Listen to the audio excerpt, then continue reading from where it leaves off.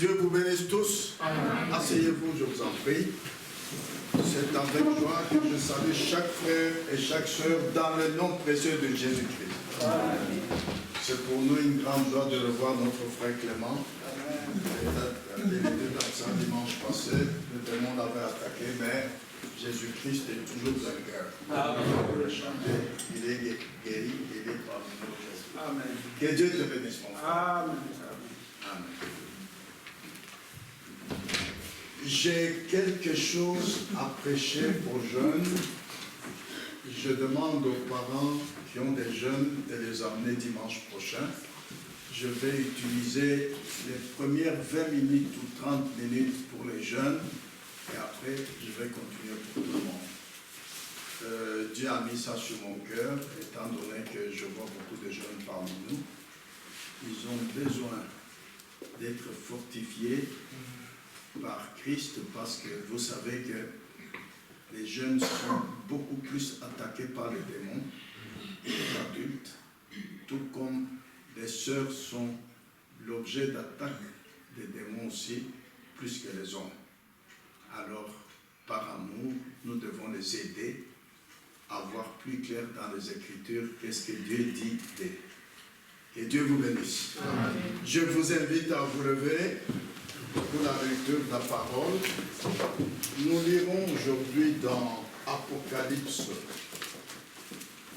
chapitre 3, versets 21 et 22. Apocalypse 3,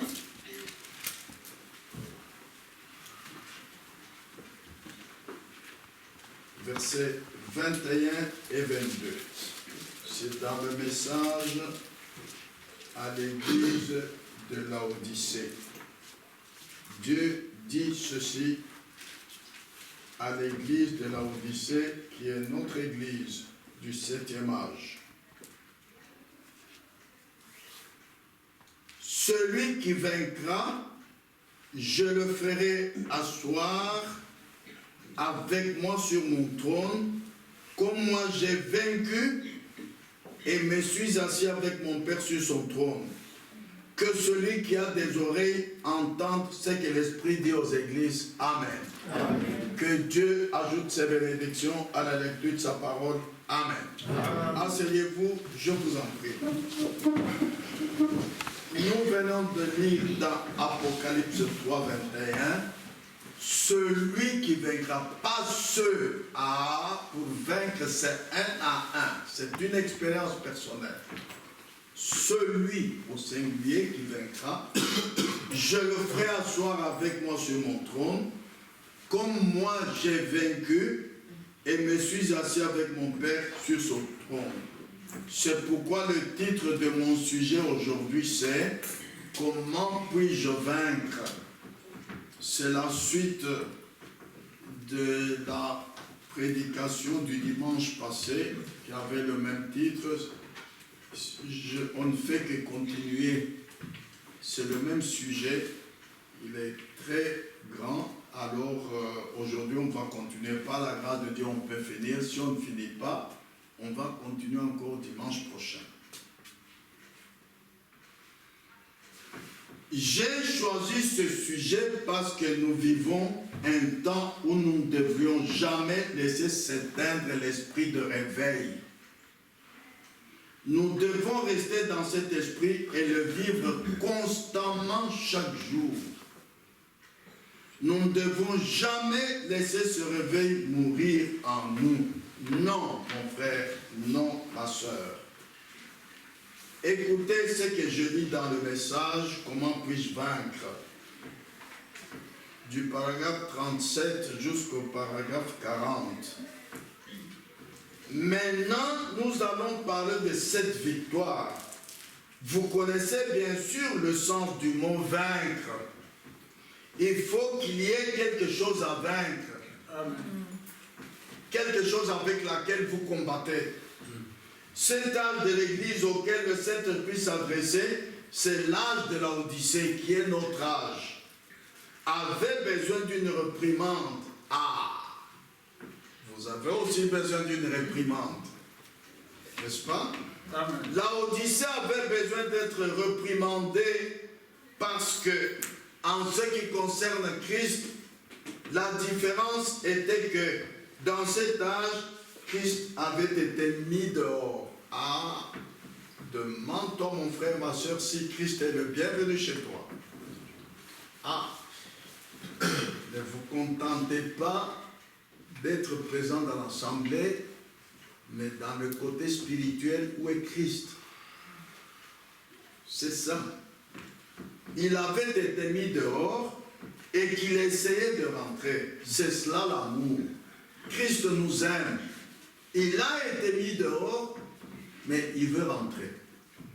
Après qu'il eût été mis à la porte de sa propre maison, il cherchait à y rentrer, disant, « Celui qui m'ouvrira la porte, je viendrai vers lui. » Dans l'assemblée, l'Église l'avait rejeté. Avec des choses que vous faites dans l'assemblée, vous pouvez mettre Jésus-Christ dehors. Alors, quand vous venez ici, s'il vous plaît, vivez la parole.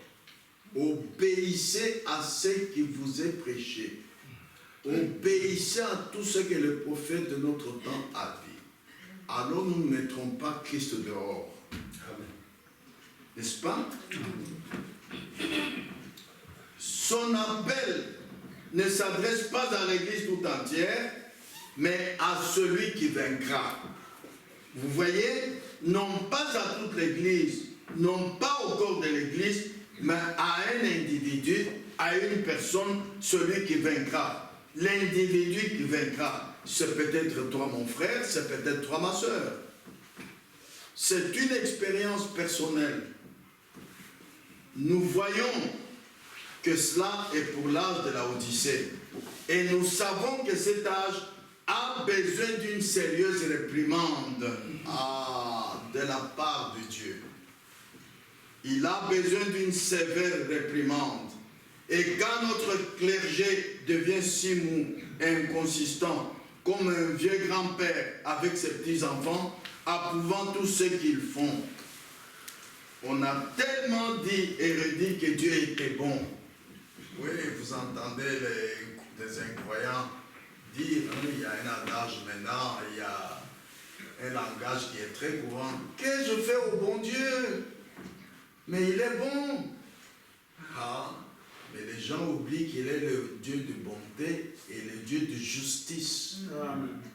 Voilà ce qu'ils oublient. Il est le Dieu de grâce, Dieu de bonté et Dieu de justice. On a tellement dit et redit que Dieu était bon, qu'on essaye d'en faire un beau vieux grand-papa. Mais il n'est pas cela. Il est un père juste, un père qui corrige. Et l'amour est toujours correctif. Amen. Comprenez-vous cela? L'amour corrige. Peu importe combien cela fait mal, amen, mais il corrige. Amen. Si vous êtes marié, mon frère, ma soeur, et que tu dis dès le début, mes chéris, je t'aime. Ah, mais n'oublie pas qu'il y a la jalousie. Hein? N'oublie pas qu'il y a la jalousie. Si ton mari te voit avec un autre homme, tu fais une visite. Ah, mais qu'est-ce que tu as fait là? Ah, la correction commence. Hein? C'est ça l'amour. N'oubliez pas ça, frères et sœurs.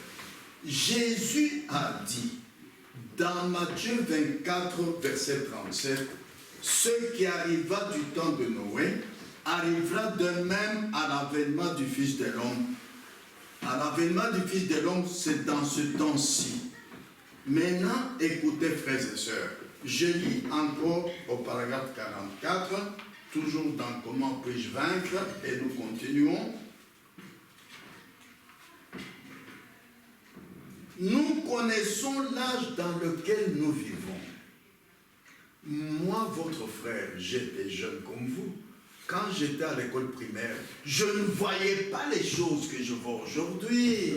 Non, je suis scandalisé. J'ai la chair de poule quand je vois comment la femme d'aujourd'hui s'habille. Ce n'était pas comme ça quand j'étais à l'école primaire. D'ailleurs, même les blancs, moi j'ai eu des amis blancs. Un blanc, quand j'étais à l'école primaire, en 1948, 49, 50, si un homme blanc sa femme porte pantalon, tout le monde se moque de lui, tout le monde dit, ah, mais madame porte pantalon, qu'est-ce qui se passe? Mais aujourd'hui, c'est à la mode. Vous voyez, nous vivons, nous connaissons dans quel âge nous vivons. C'est l'âge le plus pécheur, c'est le plus glorieux de tous. L'âge de l'Odyssée est l'âge le plus glorieux, parce que c'est l'âge où le temps arrivera à sa fin. N'oubliez pas. Vous jeunes, n'oubliez pas, Jésus peut venir même cette nuit. Hein. Ah oui. Ne croyez pas que vous allez vieillir comme nous. Soyez prêts. Parce qu'on dit, c'est l'âge qui va nous emmener à la fin, qui arrivera à sa fin, où commencera l'éternité. Et malgré tout, c'est l'âge le plus pécheur de tous les âges. Il y a eu le premier, le deuxième, le quatrième, le cinquième, le sixième. Mais le septième âge, notre âge, c'est l'âge le plus pécheur. Ne l'oubliez pas. Il y a plus de péchés dans cet âge qu'il n'y en a jamais eu. C'est même légalisé. L'État accepte qu'un homme épouse un homme, qu'une femme épouse une femme. Quand moi j'étais à l'école primaire, je n'ai jamais vu ça. Qu'un homme peut devenir femme, qu'une femme peut devenir homme. Il va à la commune, on change le sexe sur la carte d'identité. Vous voyez dans quel âge nous vivons. Cela doit vous réveiller. Amen. Amen. Ah. Et la puissance de Satan est beaucoup plus difficile à combattre que dans n'importe quel autre âge. Cela vous enseigne que, comme nous sommes en train d'étudier aujourd'hui, comment puis-je vaincre?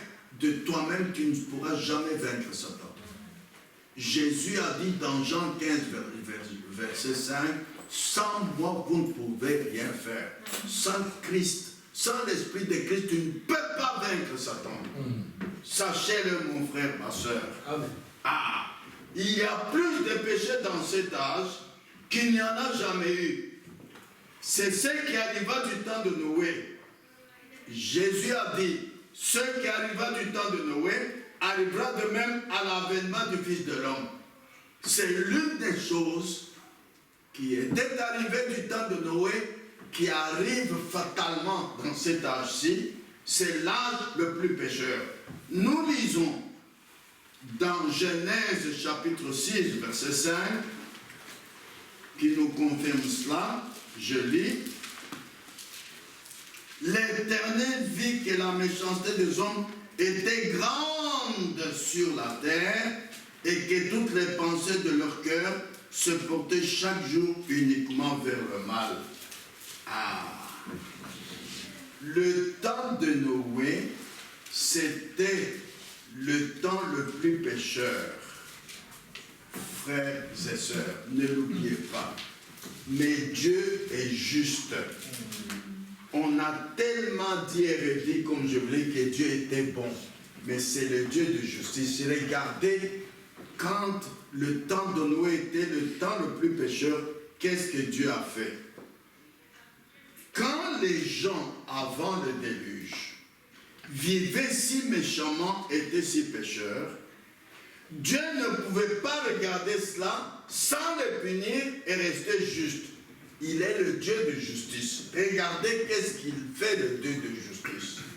Sachez que Dieu est juste. Il a des lois. Quand on brise une loi et qu'on n'encourt aucune peine, ce n'est pas une loi. On ne peut pas briser les lois de Dieu sans devoir payer pour cela quelque part. Non, non et non. Faites bien attention. Chaque fois, mon frère, ma soeur, que tu transgresses la parole de Dieu, il faut vite te repentir et te remettre en ordre avec Dieu. Parce que le Dieu juste doit te punir. Ne l'oubliez pas. Vous devez le payer. La Bible dit dans Nombre 32, verset 23, nous l'avions lu dimanche passé, sachez que votre péché vous atteindra. Jésus nous présente le temps de Noé comme étant un type des temps actuels. Et Jésus dit, comme il en fut au jour de Noé, il en sera de même lors de la venue du Fils de l'homme. À la venue du Fils de l'homme, il en sera comme au temps de Noé. Oui, d'ailleurs nous le voyons déjà. La beauté de la femme est au top. Les femmes pensent que si elle se fait très belle, elle ne mourra pas. Non, c'est faux. Ouvrez bien vos yeux. La parole de le monde peut changer, mais Dieu reste le même. La parole de Dieu reste la même. La Bible dit en hébreu que Jésus-Christ est le même, hier, aujourd'hui, éternellement. Alors, parce que les enfants ont souvent l'habitude de dire, eh, ça c'était dans votre temps, papa, le temps a changé, les choses ont changé. Oui, mais est-ce que Dieu a changé? Est-ce que la parole de Dieu a changé? Non! Revenez à la parole. Elle reste comme au temps de Noé. Elle reste comme au temps d'Adam et Ève. Elle est la même parole, elle ne change pas. C'est pourquoi, regardez bien, ceux qui ont péri dans les eaux du déluge, à cause de la justice de Dieu, avaient vu l'arche construite par Noé et avaient entendu Noé prêcher le message de leur temps en disant, entrez dans l'arche, le déluge va tomber. Pour ne pas mourir dans les eaux du déluge, entrez dans l'arche et vous serez en sécurité totale. Mais ils ne se doutèrent de rien. Ils se moquaient de Noé. Ils continuaient à vivre dans le péché, car ils étaient joyeux dans leur vie de péché. Ils n'ont pas cru le message. Ce qui arriva du temps de Noé arrivera de même. Pourquoi, mon frère, ma soeur, tu as quitté le monde, tu as quitté les dénominations, tu viens ici, pas ce que les prédicateurs prêchent, mais ce que le messager du 7e âge a prêché. Comment tu n'obéis pas? Comment tu n'écoutes pas l'avertissement? Comme au temps de Noé, le déluge arrive, la colère de Dieu va frapper le monde. Entrez dans l'âge pour que... Et tu dis non, ils exagèrent. Les prédicateurs exagèrent, mais nous devons vivre notre vie. La vie est belle. Ah! Écoutez bien ce qui était passé. Ce qui s'était passé du temps de Noé. Tous ceux qui avaient rejeté le message de Noé, malgré qu'ils avaient entendu le message, malgré qu'ils ont vu l'arche construite par Noé, selon l'ordre de Dieu, Noé et les 7 autres vainqueurs, parce qu'il y a eu 8 vainqueurs seulement sur les millions qu'il y avait sur la terre, qui sont entrés dans l'arche, ils n'ont pas voulu entrer. Ils disent, bon, allez-y, tu as mal compris. D'ailleurs, pour qu'il y ait le déluge, il faut des nuages, il n'y a pas de nuages. Toi, Noé, tu es fou, nous n'entrons pas. Mais quand le déluge est tombé, Noé ouvre la porte, c'était trop tard. Ce n'est pas moi qui ai fermé la porte, leur a-t-il dit.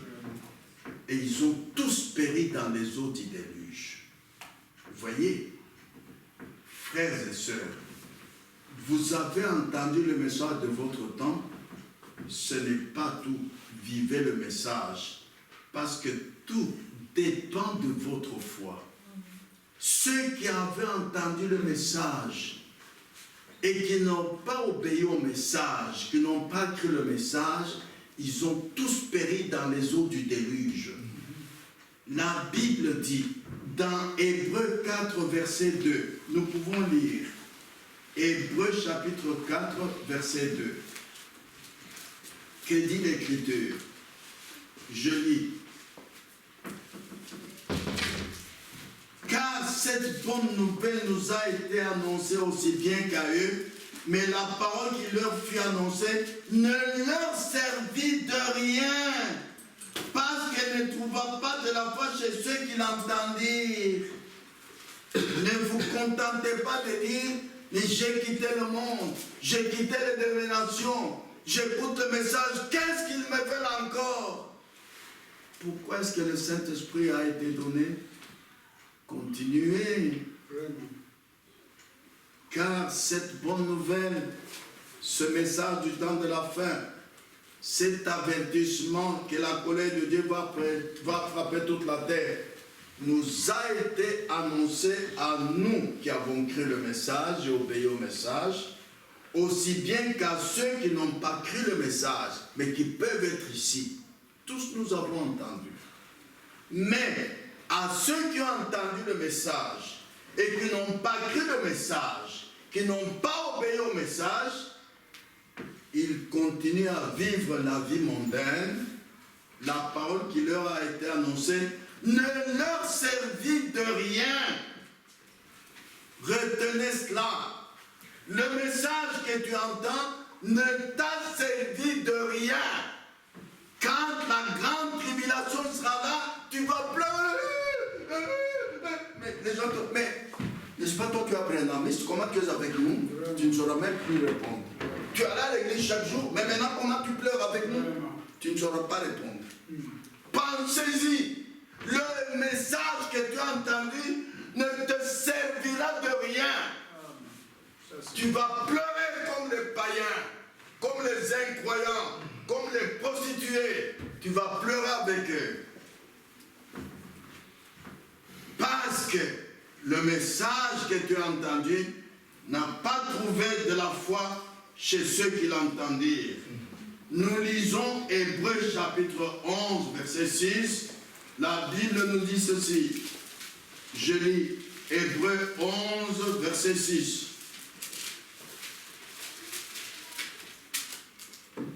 Or, sans la foi, il est impossible de lui être agréable.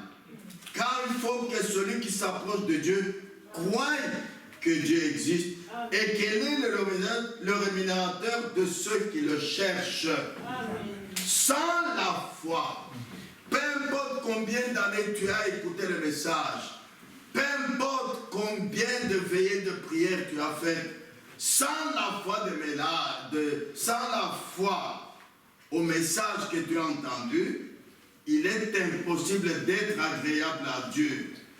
En effet, Dieu, par le Saint-Esprit, a la communication avec vous tous dans votre cœur et non pas dans votre tête. C'est Satan qui utilise la tête, mais Dieu utilise le cœur. Souvent dans l'homme, il y a un combat entre le cœur de l'homme et la tête de l'homme. Tu veux sortir, le cœur te dit ne sors pas. La tête dit sors, sors. Maintenant il y a un côté qui dit mais qu'est-ce que je vais faire? Accepter ce que dit la tête. Voilà le combat qu'il y a dans le corps humain de chaque personne, homme ou femme. Tous les jours, il y a un combat entre le raisonnement, la connaissance qui vient de la tête de l'homme et la foi en la parole de Dieu, la foi en Dieu qui est dans le cœur de l'homme. Quand on t'invite à une fête d'anniversaire, tout le monde boit. La tête te dit, mais bois une fois. Dieu, il est le Dieu miséricordieux. Ah, le cœur te dit, mais non. La parole de Dieu ne dit pas ça. Il y a un combat. Maintenant, comment puis-je vaincre? C'est là notre sujet. Quand toi seul, tu as un combat entre la tête et le cœur, comment vas-tu vaincre? C'est la même personne, mais divisée en deux. La tête dit fais ceci, le cœur dit ne le fais pas. À qui est-ce que tu vas donner raison? La Bible dit, 1 Thessaloniciens 4, 1. Nous lisons. 1 Thessaloniciens chapitre 4, verset 1.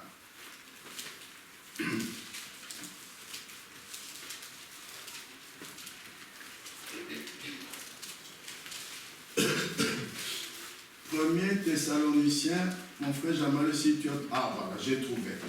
Au reste, frères, puisque vous avez appris de nous comment vous devez vous conduire et plaire à Dieu, et que c'est là ce que vous faites, nous vous prions et nous vous conjurons au nom du Seigneur Jésus de marcher à cet égard de progrès en progrès. tu as entendu de la part du messager de notre temps, du prophète de notre temps. Je suis content que Dieu m'ait conduit à trouver ce verset parce que j'ai déjà, vous savez que nous le prédicateurs, nous voyageons beaucoup. J'ai été les années passées un jour en France, dans une assemblée. Le prédicateur, le pasteur me présente, M. Kanda, et le frère Kanda est là, c'est lui qui va apporter la parole. Mais je lui dis, ici, dans cette assemblée, tu ne peux pas lire la brochure. Sacrilège. Quand je suis monté, je lui ai dit, Amen. frère, je te remercie de ce que tu as fait, mais je n'ai pas d'ordre à renouveler. Amen. Je ne suis pas serviteur de l'assemblée, je suis serviteur de Dieu. Amen. C'est comme toi, tu viens chez moi, tu trouves une femme de ménage en train de balayer, tu vas lui dire, hé, non, tu balayes mal. Non, non, non, non, non. Elle est à mon service, pas à ton service. Ce n'est pas à toi de lui donner des ordres. Alors, moi, je suis serviteur de Dieu. Amen. Pas de l'Église. L'Église n'a aucun ordre à me donner. Parfait. Mais je vous dis que par amour, je ne vais pas vous blesser, je ne lirai pas la brochure. Et il y a souvent des frères et des sœurs qui disent, mais il y a la Bible, pourquoi est-ce que vous lisez la brochure? Lisez 1 Corinthiens chapitre 2, verset 16. Correct. Alléluia. Parce que quand la Bible dit, puisque vous avez appris de nous là c'est qui? C'est ceci. Car qui a connu la pensée du Seigneur pour l'instruire? Oh nous, vous voyez le même nous? Nous avons la pensée de Christ. La pensée de Christ n'est pas écrite dans la Bible. Amen. Elle est cachée. Alléluia. D'ailleurs, Jésus un jour en priant a dit, je te loue Père d'avoir caché ces choses aux sages et aux intelligents, mais tu les as révélées aux enfants. Amen. Amen. Amen. Nous là, c'est Apocalypse 1:20. Lisons.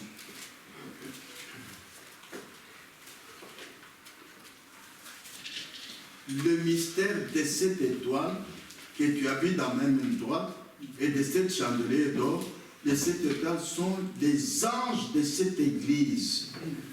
Les anges de cette église, les prophètes messagers de cette église, eux, ils ont la pensée de Christ. Amen. Que personne d'autre n'a sur cette terre. Amen. Dieu ne fait rien sans avoir révélé son secret à ses serviteurs, les prophètes. Alléluia. Pas à l'église, Amen. pas aux prédicateurs, Amen. aux prophètes seuls. Amen. Donc, le prophète messager connaît des choses que personne d'autre ne connaît sur la terre. Amen. Alors, c'est lui Alléluia. dans chaque âge qui vous dit comment vivre et plaire à Dieu. Il connaît des choses que toi tu n'as pas. C'est vrai, c'est vrai. Il connaît la pensée de Dieu cachée dans les lignes de la Bible. Alléluia. La Bible est un livre surnaturel. Oui. Quand tu la lis avec la pensée de la tête, la connaissance de la tête, tu n'as pas encore tout compris. Amen. Il te faut la révélation spirituelle.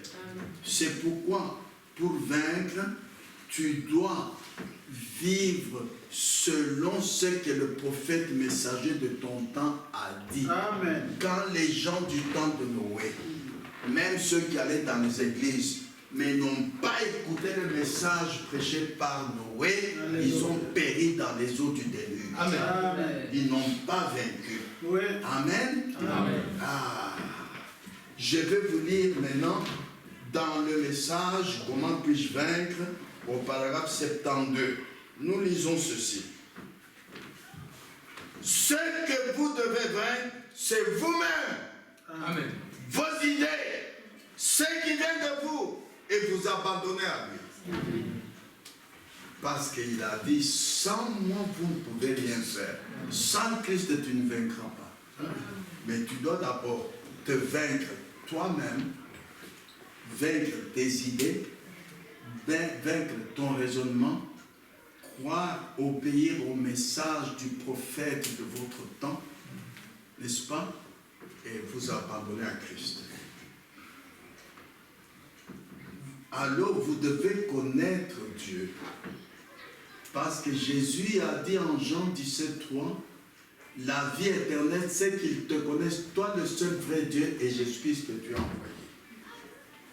Beaucoup de gens qui viennent à l'église des années, ils ne connaissent pas Dieu. L'apôtre Paul dit, je le dis à votre honte. Nous lisons dans Romains 3, 10 et 11, Dieu dit ceci. Romains chapitre 3, versets 10 et 11.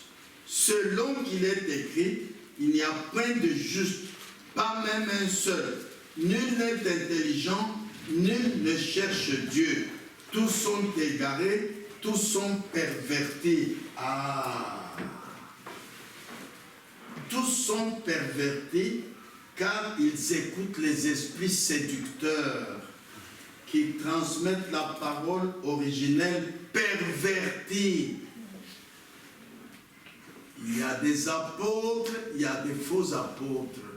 Il y a des ministres, il y a des faux ministres. Amen. Ne leur en voulez pas. Ils sont esclaves du diable. Ce sont des ouvriers du diable. Ils viennent pervertir la parole originelle qui nous est donnée. Amen. Vous voyez, l'ennemi est venu au nom de l'Église et c'est cela qui nous trompe. Nous sommes dans l'âge de la séduction. N'oubliez pas, c'est le plus glorieux âge, mais c'est l'âge le plus pécheur, c'est l'âge de la séduction. Nous lisons dans la Bible en Matthieu 24, 24, pour que vous soyez sûrs à quel point la séduction va. Écoutez ce que Jésus nous dit. Matthieu 24, verset 24. Je lis.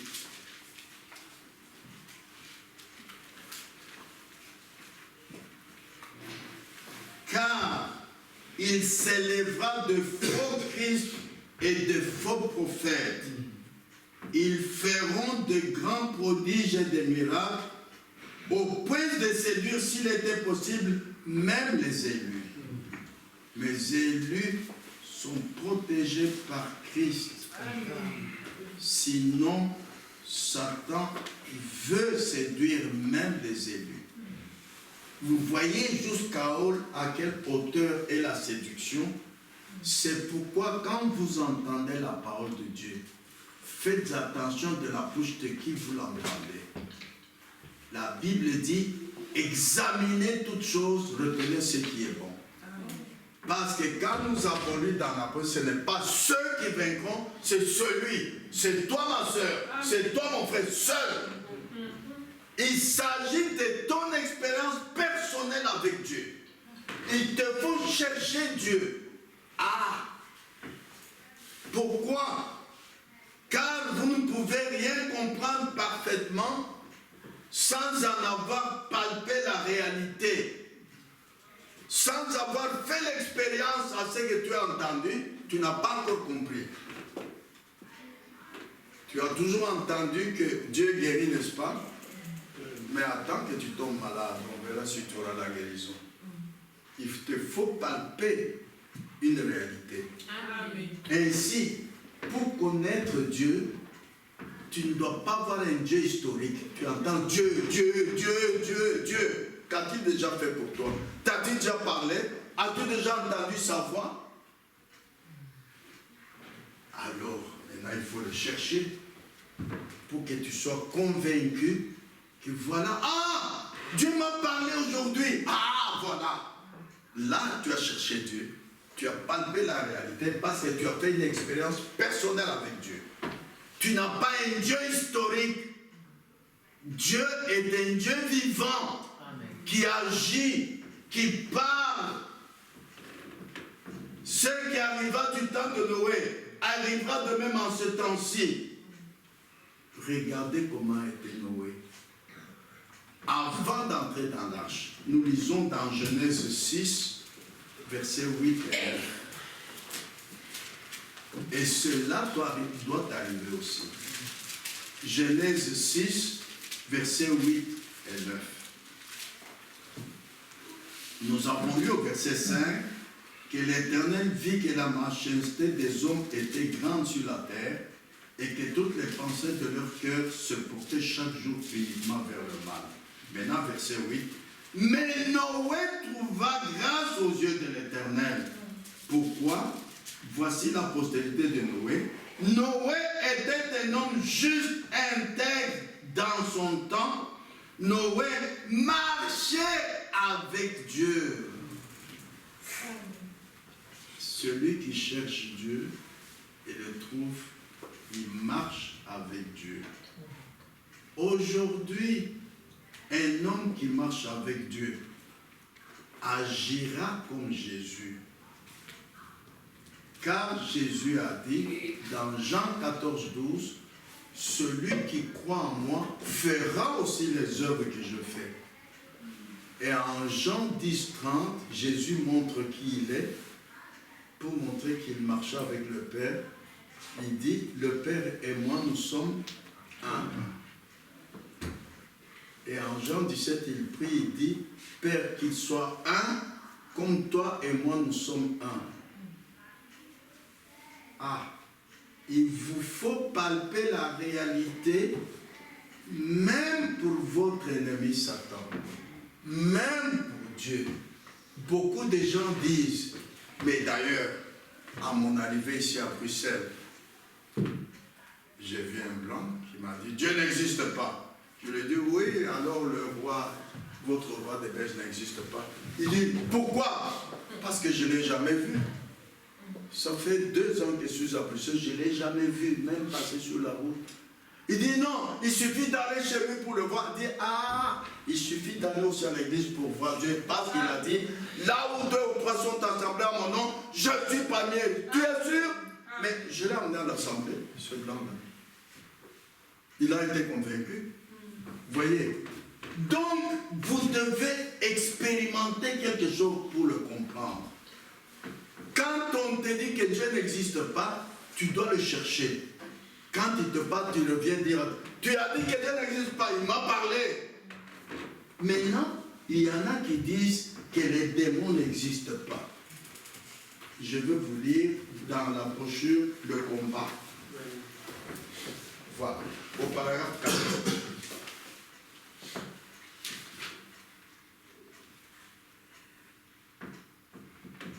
Vous devez vous entraîner à frapper votre ennemi. Dieu utilise toujours sa parole. Nous devons nous rappeler que Dieu utilise sa parole pour vaincre son ennemi.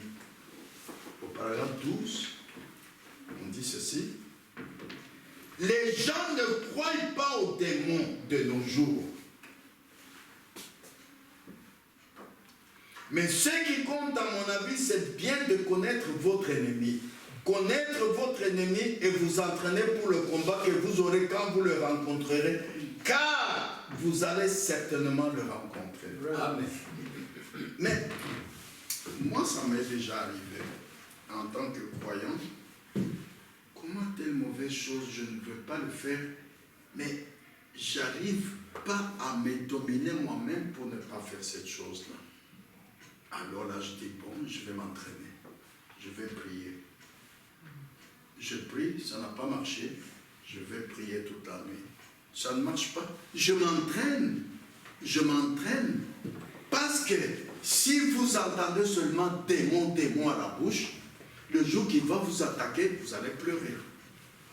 Il faut vous entraîner déjà à combattre, même par des petites choses mauvaises qu'il y a dans votre vie. Quand vous voyez que vous parvenez à vaincre, ah, vous dites, voilà. Voyez,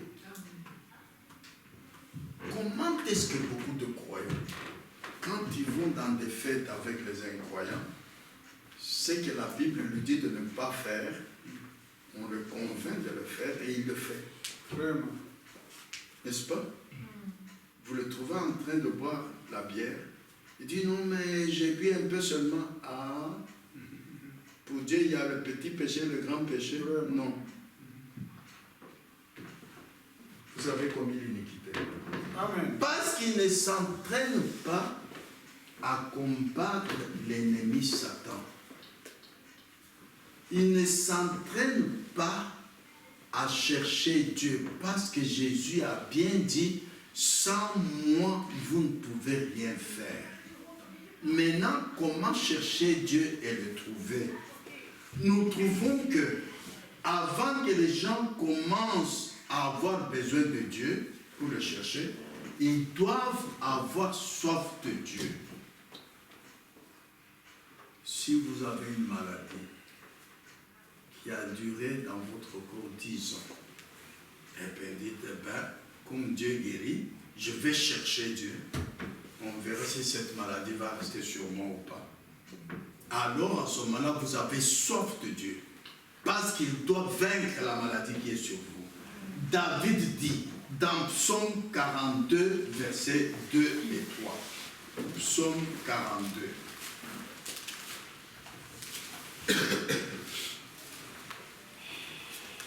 Psaume 42.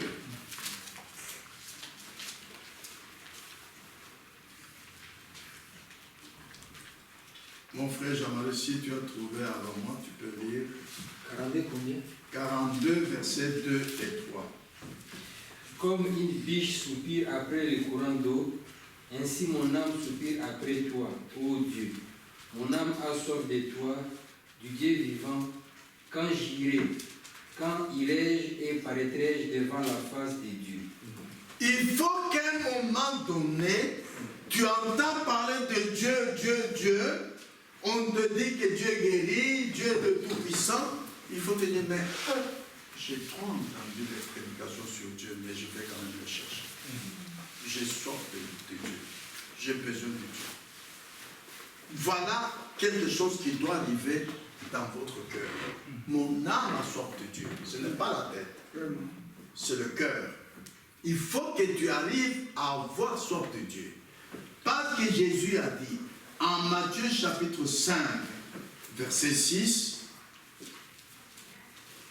je lis, Matthieu chapitre 5, verset 6, heureux ceux qui ont faim et soif de la justice, car ils seront rassasiés. Amen. Ah. Et Psaume 9, verset 11, tu peux lire mon frère Jean-Marie, moi le psaume m'effraie toujours. Vas-y, Psaume chapitre 9, verset 11. Que dit l'Écriture? Ceux qui connaissent ton nom se confient en toi, car tu n'abandonnes pas ceux qui te cherchent, ô Éternel. Dieu n'abandonne pas ceux qui le cherchent. Tu vois, on a lu dans Romains que nul n'est intelligent, nul ne cherche Dieu. Dieu est le Tout-Puissant, le vainqueur de Satan. Montrez-moi où une fois un démon a vaincu Dieu. Il n'y en a pas. Dieu a toujours été vainqueur depuis le ciel. Amen. Alors il faut le chercher. Tu seras toujours vainqueur en étant en communion avec Dieu. Vous voyez, nous lisons en Jérémie chapitre 29 comment chercher Dieu. Jérémie 29, versets 13 et 14. Je lis. Vous m'invoquerez et vous partirez. Vous me prierez et je vous exaucerai. Vous me chercherez et vous me trouverez. Si vous me cherchez de votre cœur, je me laisserai trouver par vous, dit l'Éternel. Souvent, beaucoup de frères et de sœurs n'ont pas expérimenté comment prier. C'est fini, vous parlez. Non. Quand tu pries, quand c'est fini, il faut rester calme même 10 minutes pour que Dieu te réponde. Il va pas te répondre quand tu as fini de prier et tu parles. Donnez-moi de l'eau. Non, il ne va plus te répondre. Après avoir prié, reste calme. Même 5 minutes, tu peux entendre Dieu te répondre. C'est pourquoi il dit, vous prierez, vous m'invoquerez et vous me prierez et je vous exaucerai. Il faut savoir comment prier, que Dieu t'exauce, que Dieu te réponde à ta prière. Il faut lui donner le temps, il faut rester calme. Vous me chercherez et vous me trouverez. Si vous me cherchez de tout votre cœur, pas de votre tête, de tout votre cœur, et je me laisserai trouver par vous. Ah, vous avez vu comment chercher Dieu? Par votre cœur, pas par votre tête. C'est ça. Frères et sœurs, beaucoup de ceux qui disent je suis croyant ne connaissent pas Dieu. C'est-à-dire, Dieu est esprit.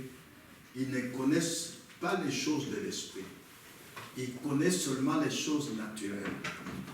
Lire la Bible, c'est naturel, n'est-ce pas? Une femme prostituée peut entrer, si on lui donne la Bible, elle va lire. Hein? Mais où est le côté spirituel?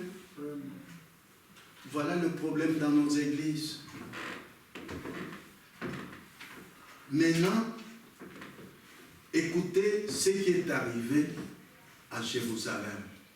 Nous lisons dans Matthieu 2, versets 1 et 2. Suivez bien.